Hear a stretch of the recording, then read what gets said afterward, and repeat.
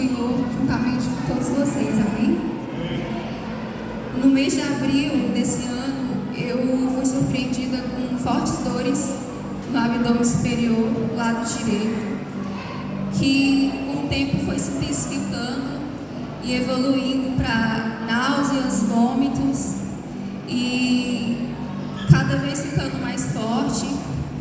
Então eu procurei um médico, fiz uma ultrassonografia e fui diagnosticada com colecistite aguda. Colecistite aguda é pedras na vesícula quando há também inflamação.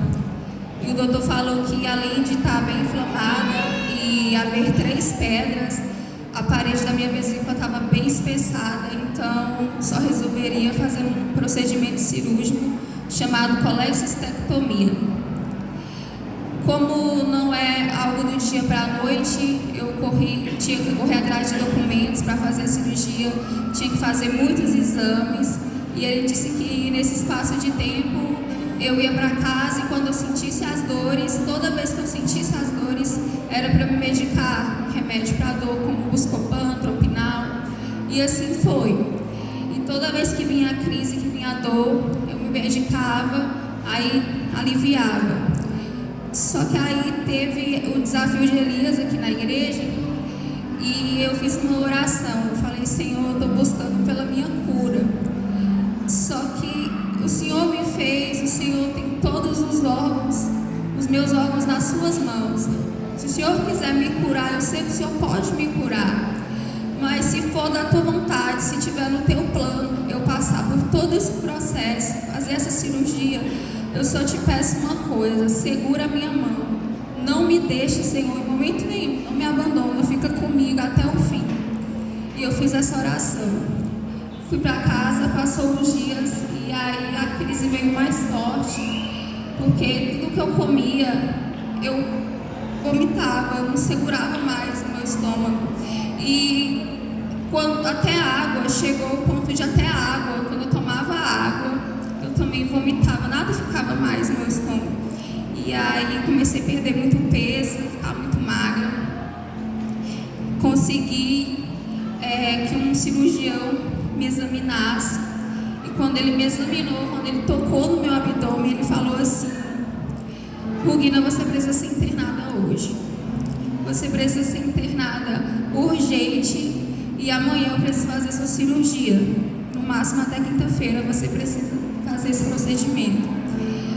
Quando eu fui para a cirurgia, todo mundo me acalmava, a pastora orou comigo, o pastor já vinha orando por mim também, conhecendo tudo que eu estava passando, e todo mundo me acalmava ali naquele hospital, falando que seria um procedimento muito simples, muito fácil, que cirurgia de vesícula não é nada muito difícil de fazer. Só que algo falava no meu coração assim, fortemente, que eu ia passar por algo muito difícil, muito complicado. Aquela angústia no meu coração o tempo todo. E aí eu fui para o centro cirúrgico, falaram que demoraria no máximo 1 hora. Aí quando eu acordei da cirurgia, eu perguntei para o meu esposo quanto tempo eu fiquei lá. Ele falou: sua cirurgia durou 3 horas, você ficou 3 horas no centro cirúrgico. E aí quando eu me dei conta, eu estava usando um dreno, uma bolsinha, parecendo bolsinha de colostomia. E eu falei: por que eu estou usando isso? Aí o doutor veio e falou: a gente precisa conversar. A sua cirurgia foi muito difícil, foi muito complicada. Foi a cirurgia mais difícil que eu já fiz aqui nesse hospital. E você não sabe, você está em zona de risco, você não foi para a UTI, mas você está correndo risco. E talvez você vai ter que voltar para o centro cirúrgico e fazer outra cirurgia. Porque quando a gente abriu você, a sua vesícula estourou, porque ela já estava estourando. Se demorasse mais tempo, a gente não saberia o que teria acontecido.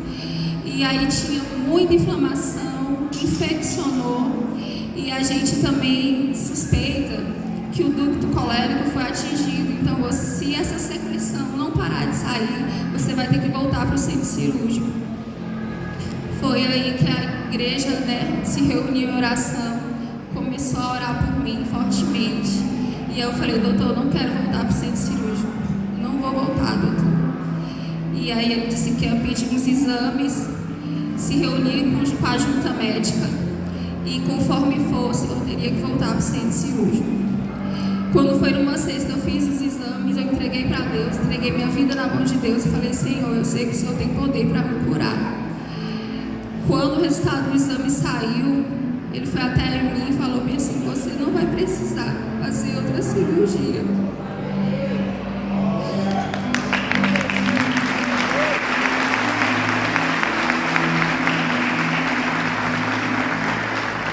E aí eu falei assim: então quando que eu vou ter alta?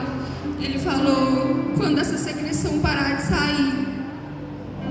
Então foi passando os dias. Graças a Deus a secreção foi diminuindo. Eu falava: doutor, tá diminuindo, tá acabando.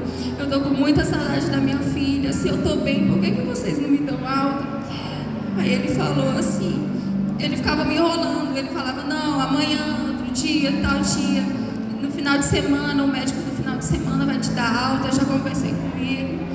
Aí até que chegou um dia que ele falou que ia me dar alta, e o doutor falou assim: olha, gente, eu preciso ser sincero com você.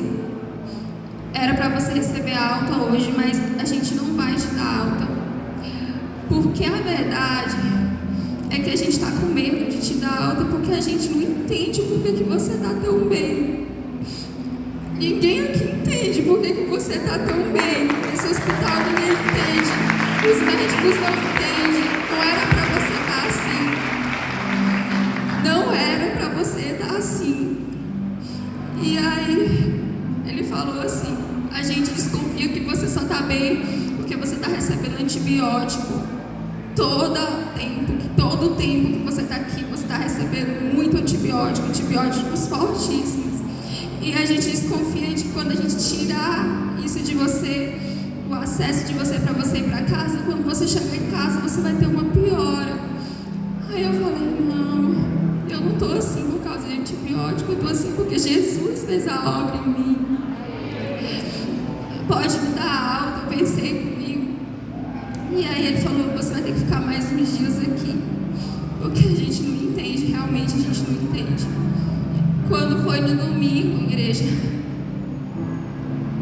o outro médico chegou lá e disse assim pra mim: deixa eu ver como que tá a secreção, como que tá a bolsinha, né, que eu tava usando. Tava seca, completamente seca. E aí ele falou assim: você vai pra casa hoje, pode arrumar suas coisas e a gente vai resolver a documentação da alta, você vai embora. Vai tomar medicação, vai pra casa.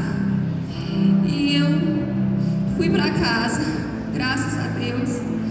Mas o que mais me marca nessa história toda que eu vivi foi que antes de entrar no centro cirúrgico para fazer a cirurgia, eu falei assim: Deus, segura a minha mão.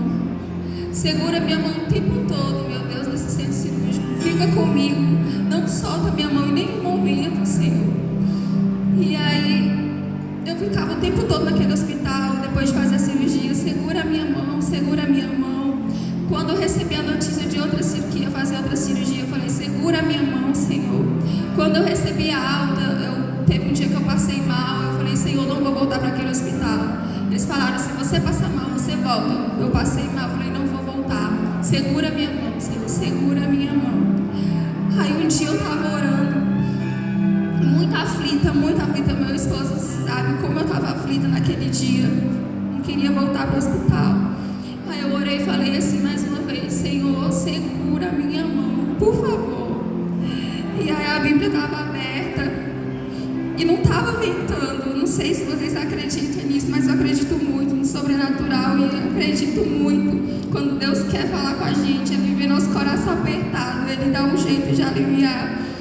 E aí a Bíblia veio um vento muito forte, a Bíblia começou a folhear, até que ela parou em Isaías 41.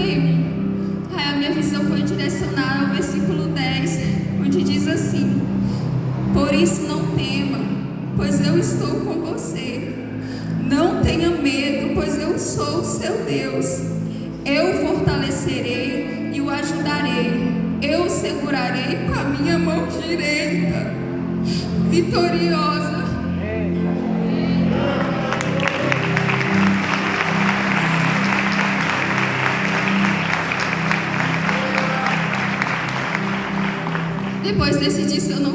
Depois disso eu não passei mal. E estou aqui para glorificar o nome do Senhor junto com vocês, igreja. E eu quero agradecer todo mundo que orou por mim. Eu quero agradecer a todos vocês que torceram para eu ficar bem. Muito obrigada a toda a igreja. Muito obrigada, pastora Luciene. Muito obrigada, pastor Romildo. Vocês têm sido bênção na minha vida, na minha família. Eu já disse isso para a senhora.